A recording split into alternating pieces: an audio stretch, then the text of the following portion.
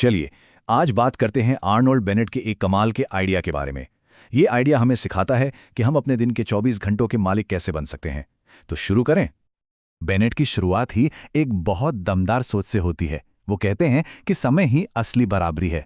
सोचिए, दुनिया का सबसे अमीर इंसान भी एक एक्स्ट्रा घंटा नहीं खरीद सकता। और ये सवाल तो हम सबसे जुड़ा है ना? हर कोई यही कहता है, टाइम ही नहीं है यार। पर क्या ये सच में सच है या कहानी कुछ और ही है?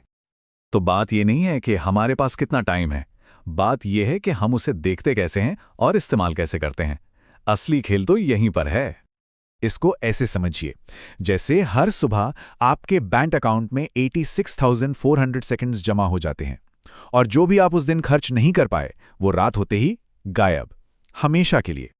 और पता है, यही बात टाइम को इतना इतना कीमती बना देती है। ये एक ऐसा लॉस है जिसकी भरपाई कभी नहीं हो सकती। जो पल गया वो हमेशा के लिए गया। तो अब आर्नल्ड बेनेट एक ऐसी चीज के बारे में बताते हैं जिसे वो कहते हैं सबसे बड़ा पाप।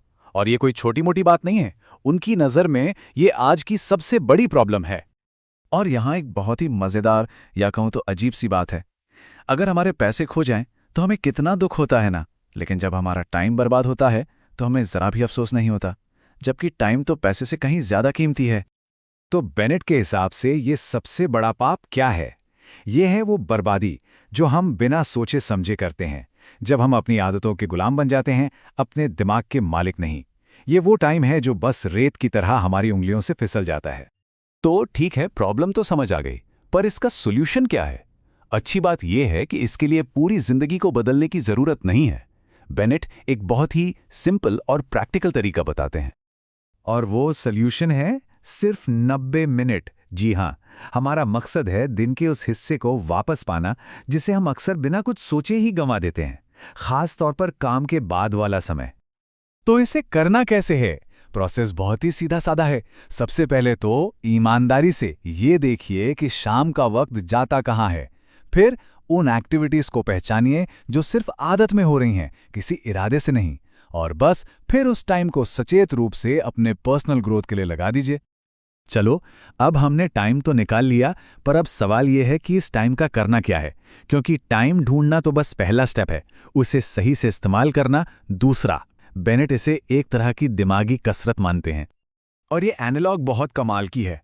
हम सब मानते हैं कि बॉडी को फिट रखने के लिए एक्सरसाइज जरूरी है ना?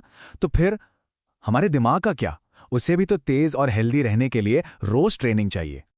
तो बेनेट इसके लिए 3 पिलर्स बताते हैं।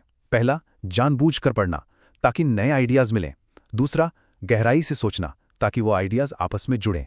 और तीसरा, लिखना ताकि जो कुछ भी दिमाग में चल रहा है वो साफ हो जाए। और अब आते हैं इस पजल के सबसे जरूरी हिस्से पर, वो है कंसिस्टेंसी की पावर। असली जादू किसी एक दिन बहुत कुछ कर लेने में नहीं है, बल्कि रोज थोड़ा थोड़ा करने में है। चलिए, मान लेते हैं कि रोज सिर्फ 30 मिनट से शुरुआत की जाए। सुनने में ज्यादा नहीं लगता है ना? पर अब देखते हैं कि ये छोटा सा कदम क्या कमाल करता है। यही 30 मिनट एक साल में 182 घंटे बन जाते हैं। सोचिए, ये एक छोटा सा रोज का इन्वेस्टमेंट है जो कितना बड़ा रिटर्न देता है।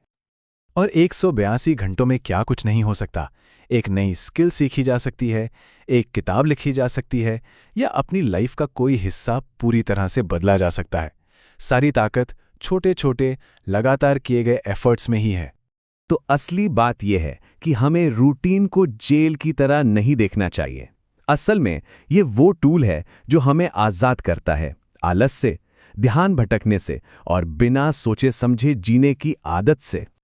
तो अगली बार जब दिमाग में ये ख्याल आए कि मेरे पास टाइम नहीं है, तो एक पल रुककर खुद से पूछिए, क्या ये सच है या फिर मेरा टाइम बस यूं ही बिना सोचे समझे खर्च हो गया? क्योंकि आखिर में हम अपने 24 घंटों के साथ जो करते हैं वही हमारी कहानी लिखते हैं।